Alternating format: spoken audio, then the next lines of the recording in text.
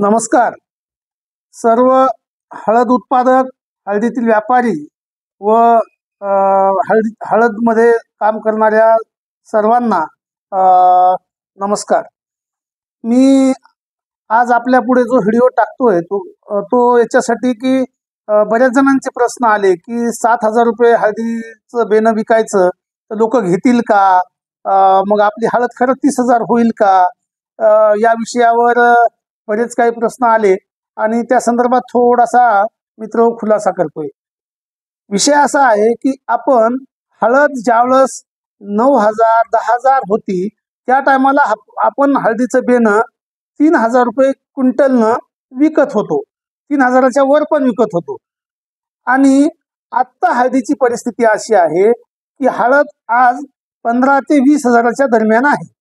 म्हणजे हळदीचं बेनं साधारणपणे 5,000 रुपये म्हणजे चौथ्या हिश्श्यानं आपण बेनं विकतोय. नेहमी विकण्याचा जो आपला नियम आहे तो म्हणजे 5,000 रुपये आजच्या भावानं मिळायला पाहिजे. पण मी जे काही सांगितलेलं आहे आपल्याला की हळद ही 30,000 रुपये प्रति क्विंटल होणार आहे.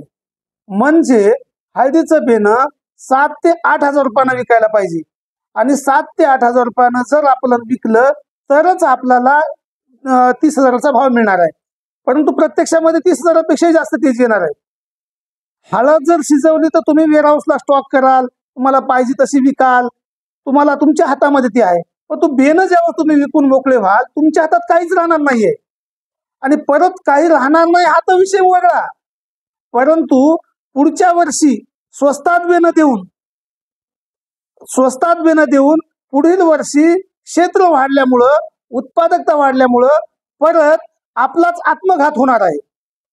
कारण हळदीचे भाव जास्त उत्पादन झाल्यावर कमी येणार आहेत. तर त्याच्यामुळं आपण जास्त पैसे घेतोय का, मग जास्त नाही, आपले हक्काचे आहेत तेवढे. कमीत कमी 7,000 म्हणतो मी, 10,000 रुपये विकलं तरी चालते, पण 7च्या कमी यायचंच नाही. 7,000 रुपयाच्या कमी कोणही बेनं विकायचं नाही, त्याच्यापेक्षा पुढं विका ही माझी विनंती आहे. कारण आपल्या शेतकरी बांधवांना आपण बेनं दिलं पाहिजे हे आपलं कर्तव्य आहे. परंतु आपला घाटा करून असं कसं शक्य आहे? त्याच्या जर भाव कमी झाले तर हे तुम्हाला कोणी जास्त पैसे देणार आहे का? दया कोणी केली का आतापर्यंत? तर याचा आपण मित्र हो विचार करा. याच्यामध्ये बरेच जण आता काय चालू आहे की बेनं हळदीचं कच्ची हळद घेऊन कोल्ड स्टोरेजला ठेवायची आणि ती विकायची. मित्रांनो, हे कोल्ड स्टोरेजचं बेनं घेऊन टाकण्यापेक्षा रान खाली ठेवलेलं बरं.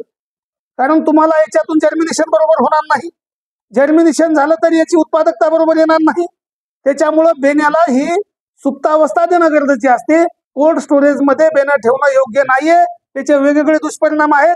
हा व्हिडिओ मला मोठा करायचा नाहीये, त्याच्यामुळं आपण या सगळ्या गोष्टीची दखल घ्यावी ही या व्हिडिओच्या माध्यमातून मी आपणास विनंती करीत आहे. मित्र हो, आपण माझे व्हिडिओ मागील सुद्धा बघितलेले आहेत. जे बोलतोय ते होतंय आणि हे होणार, ही सत्य परिस्थिती आहे.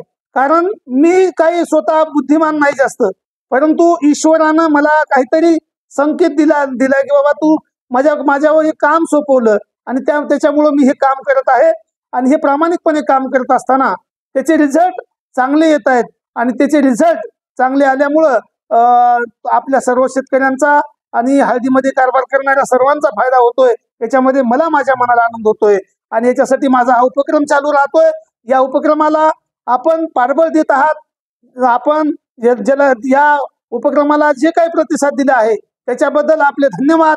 यापुढेही आपण माझ्या या चॅनलला सबस्क्राईब करा, लाईक करा, शेअर करा, जास्तीत जास्त लोकांपर्यंत पाठवा, जेणेकरून हा उपक्रम आणखी मोठ्या प्रमाणात विस्तारित होईल. आणि हळद विक्रीसाठी आणि खरेदीसाठी सूर्या फार्मर्स प्रोड्युसर कंपनीशी संपर्क साधा. हा संपर्क साधत असताना आपल्याला सर्व सुविधा दिल्या जातील एवढं मी आश्वासन या निमित्ताने देतो आणि इथेच थांबतो. जय हिंद, जय महाराष्ट्र.